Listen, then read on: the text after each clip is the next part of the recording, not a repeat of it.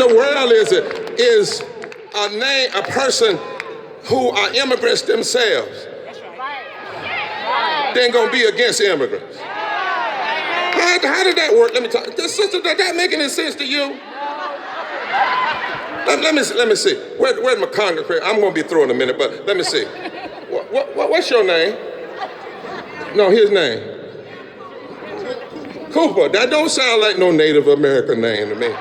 Don't sound Cherokee. That ain't right. Am I right? Governor, what's your last name?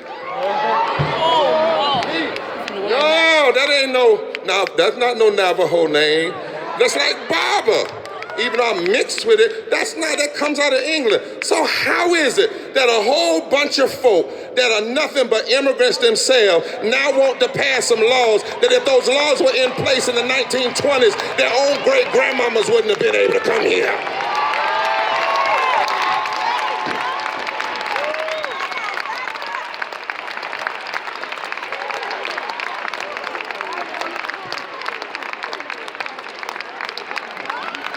To preach like Dr. King is to understand that the Palestinian child is just as important as the Jewish child.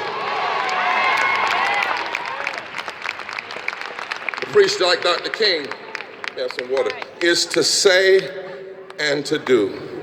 It is to say somebody's hurting my people and it's gone on far too long and we won't be silent anymore.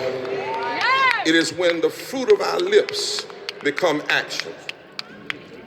It's when our words call Jews and Muslims and Christians and Sikhs and Buddhists and even people who are not of faith to come together and work for liberation.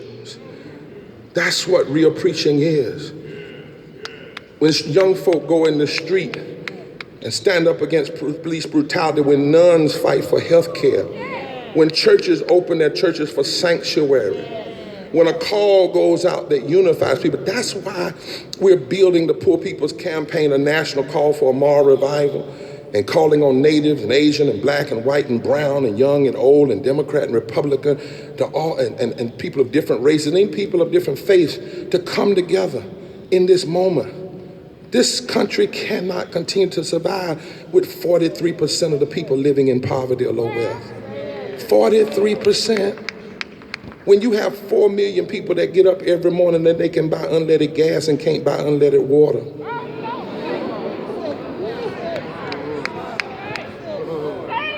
That's why I hope the politicians hear this. I'm not fussing at you. I'm saying it's time for us to put down this partisanship and do what's right.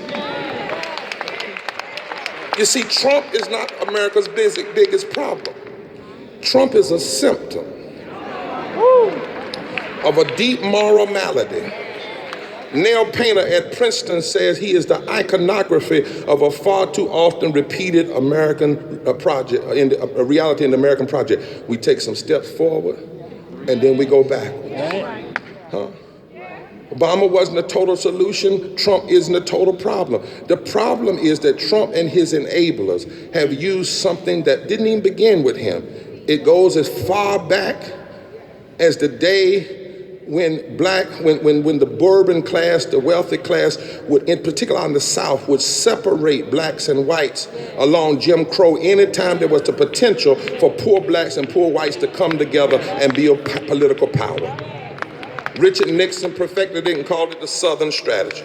The design of that strategy was to intentionally divide poor black and poor white people, particularly in the South, in places like Tennessee, who ought to be natural allies. And if they were to come together, black and white and brown, they would form a political power base that could control election. The goal has been to control the 13 former Confederate states. Because if you control those states, you control 50%, almost 30% of the United States House of Representatives, 26% of the United States Senate, and you control over 170 electoral votes, which means you only need 99 from the other 37 states.